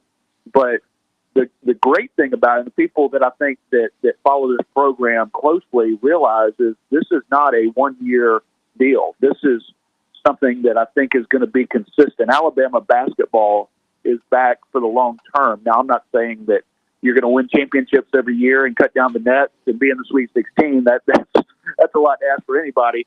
But I do think this program is in as good a shape as it's been in many decades, because even though you lose a lot and lose guys that have helped build this program to where it is, there are guys returning and guys coming in that's going to keep Alabama basketball in the forefront in the college game, which is really exciting to see. What does your gut tell you about the game on Sunday? That it's going to be a tough game, and forget about the 11 next to UCLA's. Yes. They're really good, and when a team wins 3 games in a tournament that's a double-digit seed, there's a belief factor. There's just something different about proving people wrong over the course of an NCAA tournament. And then when you look at them, they're just not an 11 seed as far as talent, the way they're playing. I mean, the guys that Drew mentioned, I mean, these are big-time players, some of the best players in the tournament. And UCLA is a team that can make a Final Four. I mean, they could get to a national championship game because of the way that they bought in on the defensive end. They're highly skilled offensively, and they believe in what they're doing. I think this is a completely and totally different team. At halftime of the Michigan State game, they were down 11. They're playing in Big Ten country at 11:30 at night. they had no reason to win that game after losing 4 straight coming into it. They turned their season around at halftime, and now they're on a roll, winning 3 straight. They believe that they are good enough to advance in this tournament. So I think Alabama's going to have their hands full. I think it's going to be a great battle against UCLA with 2 teams that are playing high-level basketball. Brian, do you think my magic number for the Maryland game was 70? I felt like if Alabama got to 70, Maryland was in big trouble. I'm thinking more like 70, around 75 for UCLA. What are your thoughts on that? Yeah, I think so. And correct me if I'm wrong. I don't think Alabama's lost a game where they've scored, 73 or higher this year. Right. Yeah, they're undefeated. Yeah. Yeah. So that has been the magic number. Now, that looks pretty much or close to in doubt with about a second remaining in the LSU game in the SEC tournament championship. But fortunately, that statistic stayed intact, and Alabama won that game 80-79, or I believe that was the score. But Alabama, when they're getting out and running, I would love to see this game in the 80s, in the high 70s or 80s. I would take my chances, but this is a UCLA team. Even though they slow it down, boy, they have some firepower. But it's not in their best interest with their depth compared to Alabama's to get in a track meet. We hope that's the case, but I think you're right. If you get into the mid 70s, low to mid 70s, that should be good news for Alabama. But UCLA is very capable, no doubt about it. Well, the shooting environment changes though this weekend for the first time. Now, Alabama they were lucky; they avoided having to play in Lucas Oil. Different shooting drop, different backdrop now for the first time this weekend. Does that make much of a difference, or do we read too much into that sometimes? I think we read too much into it sometimes. I would have told you just from a personal standpoint that Hinkle is a better shooting environment than Bankers Life. Well, Alabama couldn't miss, and Bankers Life couldn't make, and Hinkle. So there goes that. I don't think it matters. This is a team that is shot it great in a whole lot of different places. There is something to getting used to a shooting background in a dome that is different.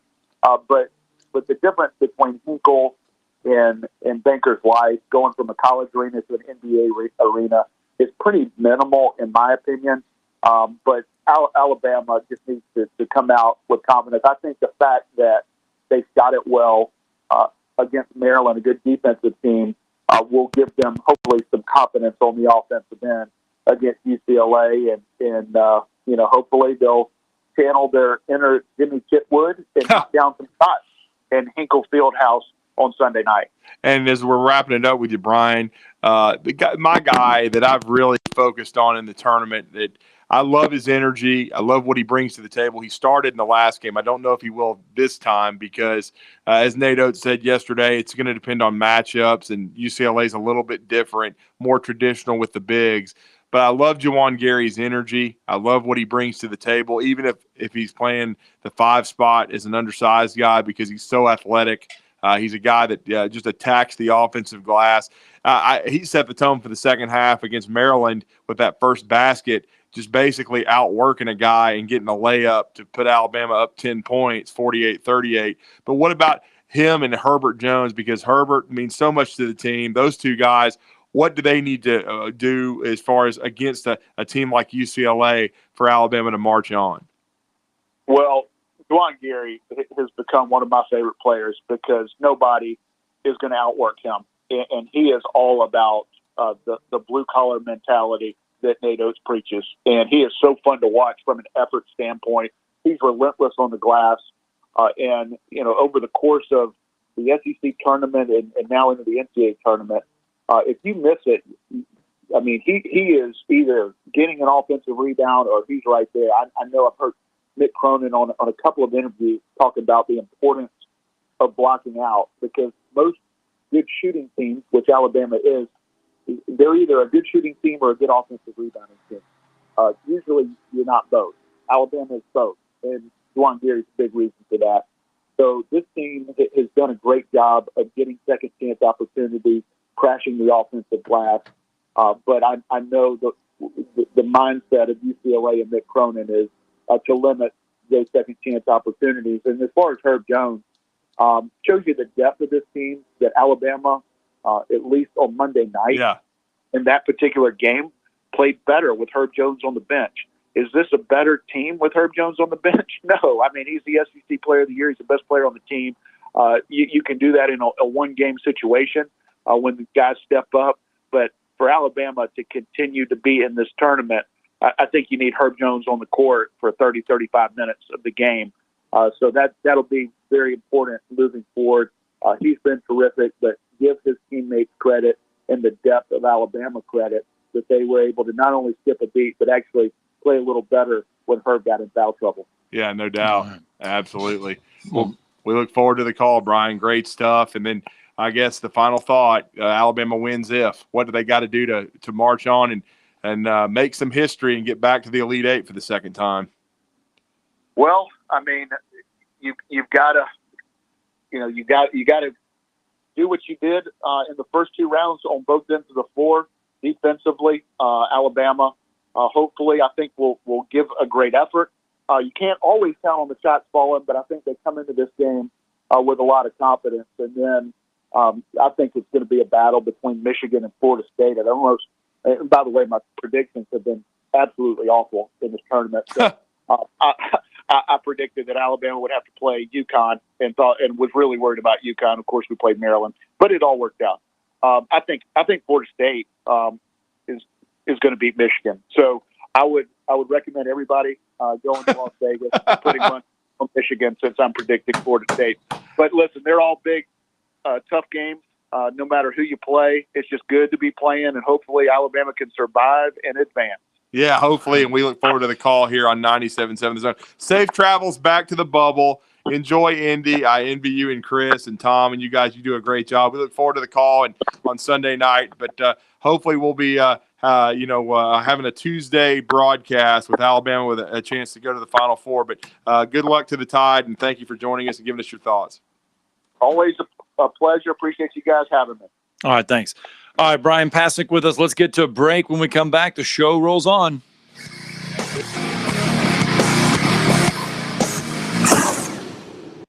You're listening to Talkin Ball on 97.7 ESPN The Zone. We should be back to a clean slate now, accident-wise. Haven't found anything new there. You be careful. We've got a lot of folks in last-minute dash mode this morning, scrambling, trying to make it in on time. 2030 Fast Track can make your clothes fall off. Greg lost 92 pounds in 6 months on plan. A free hormone quiz will show you if the program can work for you. 2030huntsville.com. Captain Nick in the Jordan Lane Popeyes Skywatch Traffic Center. Hey there, Bob Baumhauer here. I hope all of you are well. These are trying times we're experiencing right now, and I want you to know that we at Baumhauer's are committed more than ever to providing a legendary dining experience to everyone. Everyone is important to us, and everyone is welcome. Please allow us to serve you in a way that makes you feel safe, appreciated, welcome, and special. Because we're all special in the eyes of the ones and the one that counts. God bless. I'm attorney Gary Lackey. You know, you'll hear people say we're like a family, but here at the Lackey Law Firm, that's really true, not just a saying. I'm Justin Lackey. With my father and my sister, we have a special connection to each other. I'm Jennifer Lackey. At the Lackey Law Firm, when we take on your case, you become part of our family. You really do. And we'll always do whatever it takes to get everything you deserve. If you're injured, you worry about getting well, not about paperwork or insurance companies or figuring out how to get to your lawyer's office. I'll come to you. We worry about your case so you don't have to. When you've been injured, we know that your case is probably the biggest thing going on in your life. More important than almost anything else. And it's important to us too, for one simple reason. Family takes care of each other, and at the Lackey Law Firm, we'll take care of you. The Lackey Law Firm. The Lackey Law Family. 1-800-4-RIGHTS. No representation is made that the quality of the legal services to be performed is greater than the quality of legal services performed by other lawyers. SportsMed is the official team physicians of the Rocket City Trash Pandas. And if the pros trust SportsMed, you can too. SportsMed provides every service you might need for complete orthopedic care, specializing in orthopedic surgery, sports medicine, joint replacement, spine surgery, neuro.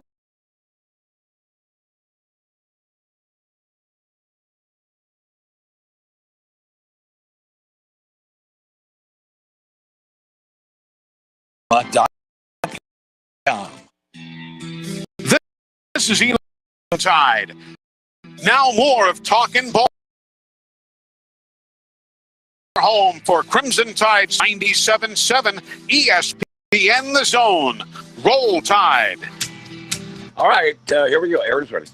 At 8:29 here on a Friday morning, sunny Friday morning here in the Tennessee Valley, 97.7 ESPN The Zone's Talking Ball with Scott Theisen and Drew DeArmond. We're bringing you home to cap off the week. And Sweet 16 play gets underway tomorrow in Indianapolis. It will go on through Sunday. We've talked a lot about Alabama and UCLA, but what about the rest of the field? What about the other games going on? Let's break all those down. Yeah, and then our next guest is connected as there is on the West Coast. He's got maybe the best college basketball podcast out there. He's got a new YouTube channel. Please go subscribe. I have this week. I've been catching a lot of that content, especially his takes on the Indiana coaching search.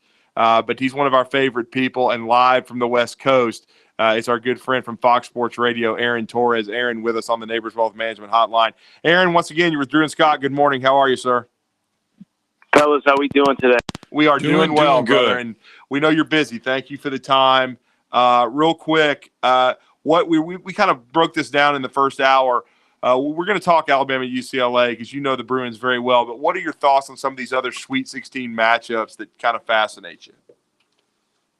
Well, I think it's a nice balance of, I think, we were all looking at that bracket come Sunday night, and you see Oregon State, you see Loyola Chicago, you see Syracuse, Oral Roberts, et cetera. You say, wow, this could be like a legitimately, I don't want to say boring, I don't want to be disrespectful to the teams in it, but, there's a chance there could be not a lot of star power in this Sweet 16. And so it was nice on Monday that, Sunday we kind of get the upsets, and then Monday we get the schools that we're expecting to be there, Gonzaga, Baylor, Alabama, Arkansas won as a higher seed, UCLA, even though they didn't have a great regular season, as a big brand. So that's really what stands out to me, Drew, at this point, is just the idea that we have that nice balance of, some cool stories that really advanced, and most of those teams will play on Saturday. But, of course, Sunday we got some really good teams, some really big brands, things like that. Well, I guess the biggest story would have to be the Conference of Champions. Yeah. Yeah, the Pac-12. Yeah. Are you surprised at their success, Aaron, after seeing them all year? Well, a couple things. I'll tell you this is I think Andy Enfield talked about this in his press conference after the game against Kansas the other day. But I talked to him about this in the offseason. I really think that the Pac-12 believed that had there been an NCAA tournament last year, they would have had a breakout like this last year. And it's kind of crazy as it sounds. All the teams that are currently in the NCAA tournament, that are still in or whatever, except for Oregon State, you could legitimately claim actually had better teams last year. Andy Enfield would tell you they weren't quite as dominant, in the paint. This year they have Evan and Isaiah Mobley, but they had a first-round pick at center last year, Onyeka Okongwu. They had a little bit more three-point shooting, a little bit more balance in the backcourt. Colorado, which obviously lost in the round of 32, in addition to basically having this whole team, they also had a player named Tyler Bay who ended up getting drafted that would have played in the NCAA tournament last year. UCLA was a little bit better win-loss-wise, or at least, from a seeding perspective last year. So, I don't know that I'm surprised, but at the same time, you still got to do it on the court. And so, you talk about my biggest, kind of thoughts going into the weekend. It's one thing, but, on top of that, my biggest thought coming out of the opening weekend is that I just think there were a lot of teams in this tournament that were completely misseeded. I mean, when the Big Ten to a man completely underachieves and the Pac-12 overachieves, I just think the committee didn't do a good enough job. I don't think all of it is their fault. Obviously, there wasn't a ton of data in the out-of-conference schedule, But I just think, if we're gonna use this net ranking, it needs to be adjusted because for whatever reason it loves the Big Ten, for whatever reason it hates the Pac-12, and it's clear that is not reflected when these teams actually play games. Yeah. Well, you kind of alluded to it. Thoughts on the Big Ten? Well, I think it's a few things. When you have 9 teams and 8 of them lose, there's a bunch of different reasons why it happens. I think, I'll go to my deathbed. I don't know if I'll be thinking about Illinois basketball on my deathbed in 2021, but if I do, I still think they were the second best team in this tournament. They just ran into, a team that was, 1, completely misseeded, and 2, outplayed them that day. And that's not an excuse. You're a 1 seed. You still got to win whoever's in your bracket, and you're still going to face good teams. But I don't know how you can watch that Loyola Chicago team, 24-4, I believe is their record right now, number 1 field goal percentage defense in college basketball, and say that that's an 8 seed. I don't think you can. And so you have a team like that. Iowa, I think, was a little bit of a victim of playing a team in Oregon that was misseeded again. Oregon was, I think, 22-7, regular season Pac-12 champion, maybe another quote-unquote power conference, where a team finishes 22-7 and wins the regular season and is the number 7 seed. I mean, Ohio State had 7 losses in the Big Ten, or 8 losses in the Big Ten, and they were a 2 seed. So it's a lot of variables, but I also think there are teams like Ohio State, like Purdue. I don't know how you can look at their performance and say anything other than they were completely overrated. So it's surprising, it's different, but I do think overall, like I said, we need to tweak this system because it is so clear that the system loves the Big Ten. They get credit for beating up on each other. It's funny, guys. I said this on Twitter, and I'll probably make a lot of people in your guys' region mad, but it does kind of remind me of SEC football a little bit. We go into the season saying, "Oh, SEC football is so much better than everybody else," and then you have a team go 7-5. In SEC football, and they look at who they lost to, and it's like, well, maybe they just stink, and it doesn't mean that Alabama isn't really good in football, or LSU isn't really good in a specific year, or Texas A&M this year, but really you get past the top 2 or 3 teams, and we think all these teams are so great, and then they just beat up on each other, and you realize maybe some of these teams aren't as good as we thought. I think we had a lot of that with the Big Ten this year with teams like Ohio State and Purdue, where they just kept getting credit for beating up on each other, and maybe it turns out they just weren't all that good. Well, and we're talking to Aaron Torres, Fox Sports Radio. Please check out his daily podcast, the Aaron Torres Sports Podcast. Outstanding stuff. He will give you insight into college football, college basketball, peerless stuff, and, of course, his new YouTube channel. Aaron, give us some thoughts, though, on the Loyola Ramblers and Porter Moser. I know you, on your YouTube channel, you're making a strong case for him to be the next coach at Indiana. Obviously, he's proving that this Final Four run a few years ago was not a fluke. Many people believe they're going to be back in the Final Four this year in Indianapolis. But is he finally going, do you think, move up to the biggest stage?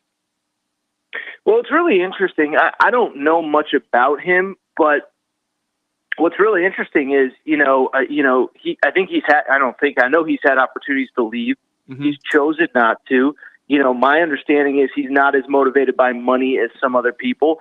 But, listen, if Indiana calls and they offer you a big, big, big check, I think it is hard to say no. But, I also think, to your point, Drew, this is the second run in a couple of years. It's very clear that they are not the little underdog this year with Sister Jean and all that stuff, that they're a really, really, really good basketball team. And I think there's other people that are sitting there saying, if he wanted to stay, can he build it into something like what has happened at Gonzaga? Now, Gonzaga, that's an extreme example, but, you can win in this sport, being outside of that power conference structure. It's not just Gonzaga, but, in previous years it was Wichita State that was really good, Butler that was really good, Houston is really good this year. San Diego State, I think last year was good enough to win the national championship. So, I was just doing what everybody was doing on the couch on Sunday, sitting there saying, how does Indiana not move this guy up to the top of their list? And, I don't know what he'll do. I don't know what he's going to be motivated by, but I think it's going to be a really interesting conversation for Indiana. But I'll also tell you this, guys, and you know this stuff because, you love college sports like I do. Indiana, I sure hope that they're just waiting for somebody that's currently in the NCAA tournament and, that they're going to get rolling here soon because they need to get moving. They've had 5 players enter the transfer portal since they fired their coach, Archie Miller. And we know how college sports work, man. The Sharks are circling, and there was a lot of talent on that Indiana roster last year. So it seems as though they're in a holding pattern. I assume it's because they believe they can get somebody still coaching in the NCAA tournament. Obviously, Nate Oates will be the next coach at Indiana. Just kidding. That was a bad joke. And so it seems to me that they must be waiting for somebody because it's been a really quiet search. Yeah, and no John Beilein, which is shocking. I'm on the same wavelength as you. Thoughts on Alabama and UCLA? Yep. I'll tell you, I don't want to get anyone's hopes up too high. I do think it's a really good matchup for Alabama. Yep. UCLA is good. They are not a great defensive team. Which obviously a huge advantage Alabama. And I think they're pretty tough.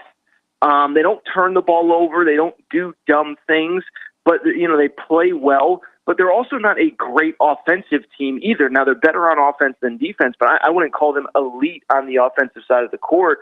And so because of it, I just think that when I look at how Alabama plays, I do think, listen, everybody focuses on the 3-point shooting. They went 13 for whatever the other day. And I think everybody focuses on the 3-point shooting and with good reason. But as you guys know, and everybody listening knows, they play real defense too. And so, as soon as I saw this draw, I actually thought that UConn would have been a potential tougher matchup in the second round. That obviously didn't happen. And I just bring it up to very simply say that, I really like this matchup for Alabama. Now, I think, a potential matchup with Michigan and Florida State in the Elite Eight could be a real challenge. But I don't think it changes the fact that as soon as this bracket came out, or as soon as they drew UCLA in this side of the bracket, coming out of Monday night, I felt like this was a really, really good matchup for Alabama. Yeah, it's a great stuff, no doubt. And Aaron, last couple of minutes with you. We know it's you're very busy. We appreciate you as always joining us and dropping the knowledge. Who do you like coming out to reach the Final Four with what we see left? Gonzaga to me seems to be an overwhelming, probably I don't want to say a lock, but as close to a lock as I've seen. Well, I'll tell you, Drew. I think what's interesting about Gonzaga's region is I think based on how some of those teams played this weekend, I think they maybe have a tougher draw than I thought they did on Selection Sunday. And it sounds crazy, and maybe it speaks to, again, teams being misseeded. But, the 2-3-4 region, 2-3-4 are all out in their region. But again, you look at the way Oregon played against Iowa. How can you tell me that's a 7 seed? You look at the way USC played against Kansas. 6 seed was maybe appropriate, but they're playing better than it right now. And so I would say one with Creighton this weekend. With Creighton, they do shoot a lot of threes, and I could see a scenario. Gonzaga seems to kind of, come out a little bit flat. It happened against Oklahoma. It happened against BYU in their conference championship game. I could see a scenario where Creighton hangs in. Creighton makes 9 threes a game. They're, I want to say, top 20, top 25 nationally in threes made per game. And they play pretty good defense. And so I think Gonzaga wins this game and moves on to play Oregon. I think that would be a really challenging game from their perspective. But I do think Gonzaga should be still considered, obviously, the favorite there. I think Baylor should be considered the favorite in the South region. Obviously, they're the number 1 seed. That makes sense. But I really like Arkansas. I don't know that Arkansas can get enough stops defensively. And Baylor's a really good offensive team, too. So, I like Baylor in that region. The East region we'll get to in a minute. The Midwest is wide open. I mean, you don't have the 1 seed in Illinois. You have the 2 seed in Houston, but they haven't looked good. You don't have the 3 seed, whatever. I picked Houston before the tournament, but I think they're going to struggle with that zone. I would probably still stick with Houston, but I think that's going to be a dogfight with Loyola and some of those other teams.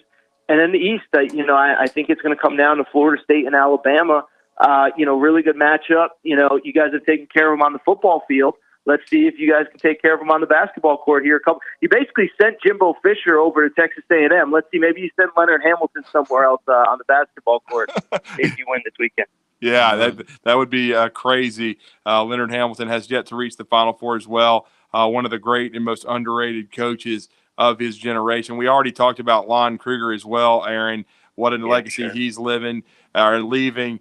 Maybe John Beilein ends up at Oklahoma if he doesn't end up at Indiana. It doesn't look like he's going to end up in Bloomington. That would be another good fit for Coach Beilein.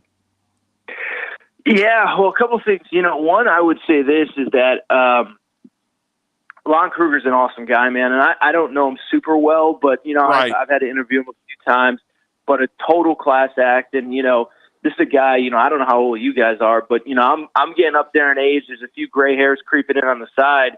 And Lon Kruger was a head coach in college basketball before I was even born.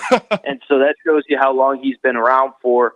But, to be able to go out the way that he did, building up so many programs. And then, of course, being able to retire and go hang out with your grandkids and go live in Vegas, I think, it's going to be a good experience for him. And then, the John Beilein stuff is kind of interesting from the opposite perspective. John Beilein's about the same age as Lon Kruger. And I think the question right now is, does that guy want to coach? Because I'm with you, Drew, is he was as good of a coach as there was in college basketball just 2 or 3 years ago. And I don't know if there's I know for a fact there's been interest. I think he's trying to pick the right job and, maybe bring his son along. We'll see what happens there. But I'm with you, Drew. I mean, this guy was as good as anybody in college basketball a few years ago. And, I hope he comes back. But, John Beilein's 68 years old. Maybe he's ready for retirement, too. Well, I'm hearing he wants to come back, but we'll see. But Aaron _Torres, give him a follow. Okay. Yeah. Where's he going to end up? Well, that's a great question. I would have guaranteed Indiana, but it doesn't look like they want him because they could have already hired him. But with this Oklahoma job coming open, I'm very interested to see if the Sooners go there. I think he would be a really good fit system-wise and for what he can do in the Big 12. But I'm from another college coach that I have a good relationship with. I think that he really wants to come back. But I think it goes to what you just said. He's trying to find the right fit. But I think we'll see John Beilein back where he needs to be on a college sideline. But Aaron _Torres, give him a follow. Listen to his daily podcast. Give that YouTube channel a subscription. Thanks, man. Enjoy the college basketball. We always appreciate it. No, fellas, thank you guys for having me. And I gotta call my sources. Drew DeArmond's out scooping me over here. So, man, I appreciate you guys having me. Thanks, Aaron. Appreciate it. Yeah, and we really, really need to thank Aaron Torres as well because while it's 8:45 here, it is 6:45 on the West Coast. So Aaron getting up early to join us on Talking Ball. But let's get a break in. When we come back, we will wrap up our week. You're listening to Talkin Ball on 97.7 ESPN, The Zone. We are winding it down nicely now. Haven't picked up anything new accident-wise. It looks like most everybody is going to get in close to on time. You be careful on the rest of that trip in this morning. No mask, no hose. The Somnodent from Dr. Sandman is an easy-to-use oral device. Insurance accepted for sleep apnea and for snoring. 350-CARE or RandallSandlin.com. Captain Nick in the 72 and Jeff Popeye Skywatch Traffic Center. Take your taste buds back in time with a trip to the all-new Bubby's Diner, offering a variety of mouth-watering food, from delicious starters to 50-style diner food and meat-and-free meals, featuring owner and Huntsville native Chris Bubby Belcher's family's homemade recipes. Open for breakfast, lunch, and dinner at 8412 Whitesburg Drive in the former Gibson's Barbecue. And you can enjoy $50 worth of delicious Bubby's Diner food for half price with this week's Zone Deal. On sale now, online at 977ESPN.com. Tom Luganbill here for Woody Anderson Ford. When I was in the Tennessee Valley, one of the things that impressed me the most was the quality of the people. People like Bobby White and his team at Woody Anderson Ford. And now you can experience the tremendous new service lanes and showroom at Woody Anderson Ford at Jordan and Sparkman, or just stop by for breakfast or lunch at Henry's Mustang Cafe. And in Madison, visit Woody Anderson of Madison on Hughes Road, just south of 72. Like a great college football tradition, always there.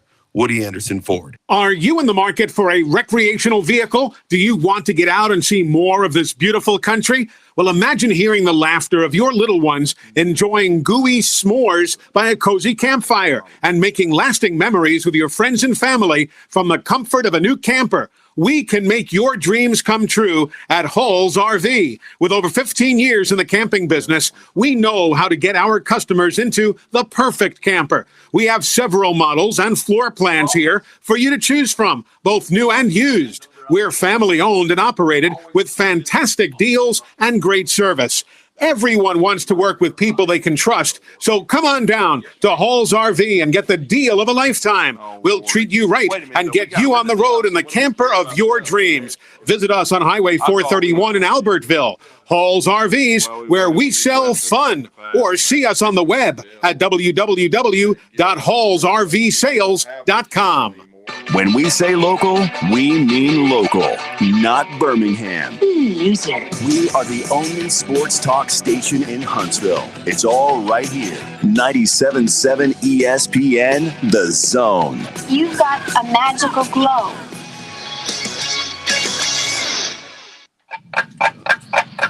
Nine minutes. Here we go.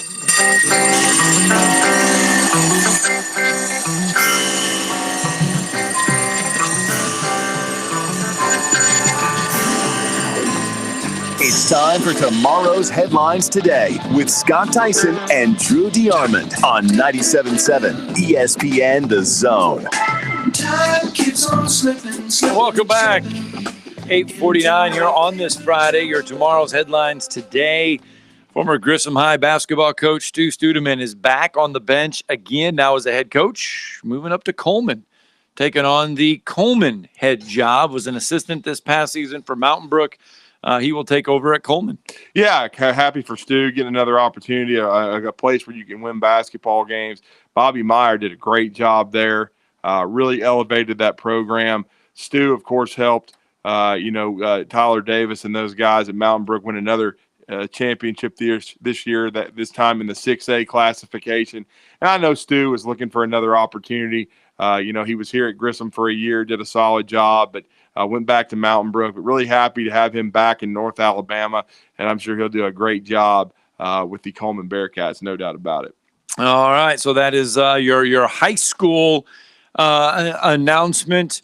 College-wise, something to keep an eye on today. Earlier this week, Mac Jones had his chance to shine in the pro day, and there's another quarterback that's going to get his attention today, and that is Zach Wilson from BYU. He will have his throw day and his pro day today as well. So the countdown continues to the draft. Think he could go number 2 to the Jets if the Jets don't move out of that spot. He's definitely a guy that looks like he's going to go in the top half of the first round, if not the top 5, top 10. As you've seen, all these mocks that I just love. I mean, pretty much in a lot of them, the first 4 or 5 picks are all quarterbacks. And so I'll say it again: if the Falcons draft Trey Lance, just flush the organization down the toilet. Trade Julio, get him out of there because they're not going to win anything. How you can take a guy like that in the top 5 that played one game and was 15 out of 30 and, didn't even play against elite level competition just because you watch him throw against air and can think he's a better prospect than Mac Jones. Just fire yourself because you're stupid. I mean, that's why the Falcons suck and why they, and I'm a Falcons fan. Let me be the first to admit that. Right. Because I love Julio Jones, love Calvin Ridley, but come on. I mean, I understand Matt Ryan is on the back end of his career. I completely agree with that. But you're reaching on a quarterback. I understand it's a quarterback-driven league, but my word, I mean, I think you're totally missing the point. You could draft Mac Jones probably outside of the top 10 and have him be the guy to replace Matt Ryan in the same style of quarterback. If you draft Trey Lance or somebody of that ilk, even Justin Fields, I think it's a huge mistake.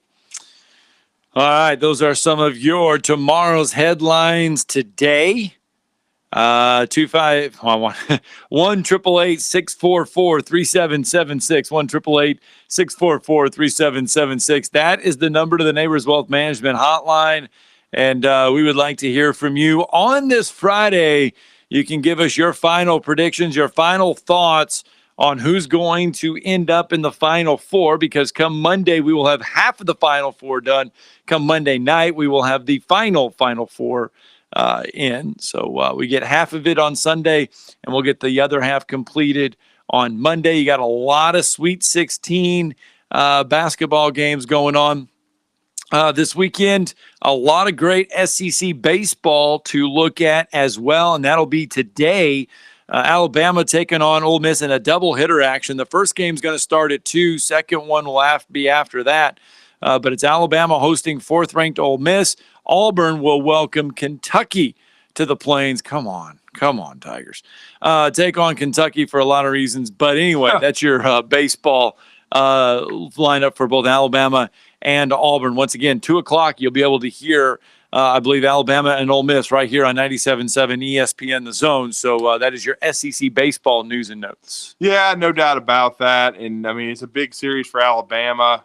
Still don't have Connor Prelite back, their number one pitcher. He's going to be out at least another week, but they were rained out, yesterday due to all the inclement weather around the state. You're going to hear both those games on 97.7 The Zone. There will not be a drive tonight. You're going to hear the first game at 2 o'clock, the second game roughly 30 minutes after the completion of game number 1. Could be around 6 p.m., but you're going to hear the Crimson Tide Sports Network, a top 5 opponent in Ole Miss, a heck of a program, under Mike Bianco, no doubt about it. We've got a listener right now. She's more of a baseball fan than a basketball fan, so she's really looking forward to Ole Miss and Bama hooking up. So, it's going to be interesting to see if Alabama can get their first series win. They had an opportunity to beat the number 1 team in the country in Fayetteville last week, Scott. Yeah. Lost 2 out of 3. Auburn got swept by this Ole Miss team at Plainsman's Park. So the Mike Bianco squad is very talented. So it's going to be an interesting weekend. And Auburn, perhaps, you talked about them facing Kentucky. Maybe they can, get it going this weekend. You certainly want to win a series after getting swept because in the SEC it's such a shark tank. You don't want to start 1-5 or 0-6 in the league, and because you're battling uphill the whole time. All right, so that is your baseball. The rest of your SEC baseball looks like this. 12th-ranked Tennessee will take on 22nd-ranked LSU. 25th-ranked South Carolina welcomes 5th-ranked Florida. Texas A&M has Georgia. 3rd-ranked Mississippi State has 2nd-ranked Arkansas. And Missouri hosts top-ranked Vanderbilt. So that is your SEC baseball action that is going on as well. But don't forget, a lot of this is all Sweet 16 basketball tomorrow, 1 o'clock. It doesn't get underway until 1:10, and that is Creighton and Gonzaga. That'll kick things off. Then Florida State. Oh, that is Sunday. I got to click on Saturday. It's Oregon State, Loyola, Chicago tomorrow, and then Villanova, Baylor, Oral Roberts, Arkansas, Syracuse, and Houston. Those are your 4 games that'll round out your Sweet 16 for Saturday. Yeah, so, didn't really talk about Buddy Buckets much. No, Buddy Boeheim. He's had a heck of a run getting Syracuse back to the Sweet 16 under his father, Jim Boeheim, 76 years old. But another Sweet 16 for a guy that's been there 45 years. What a run he's had. It's going to be a tough matchup with Houston, but I wouldn't bet on against Syracuse. They always seem to play their best basketball this time of year. He's an outstanding tournament coach, is Jim Boeheim. So going to be interesting to see that matchup and see if Houston can get to the Elite Eight. And they're going to have to play better than they did against, Rutgers. They had a tough matchup with them, but that's what a lot of these games are. It's all about the matchups. Yesterday, Brandon called in, and he was talking about the highest winning percentage among states. Right. And I found exactly what Brandon was talking about, and what Fox Sports did was Fox College Football went through and did Alabama, Oklahoma, Iowa, Indiana, and Florida. So what they did is in the state of Alabama, they did Alabama and Auburn combined 79.2% winning percentage. Number 2 was Oklahoma. They did Oklahoma and Oklahoma State. That gave them a 78.3 winning percentage. They were number 2. 3rd was Iowa. They did Iowa State and Iowa for a 75% winning percentage. 4th on the highest winning percentage among states with multiple Power 5 teams, Indiana was 3rd. Notre Dame, Indiana, and Purdue, 69.2%. Number 5 on the list, Drew, was Florida. Miami, Florida, and Florida State, 59.4% winning percentage. And we know that was not upheld by Florida State's end to help them out with a 59% winning percentage in that state.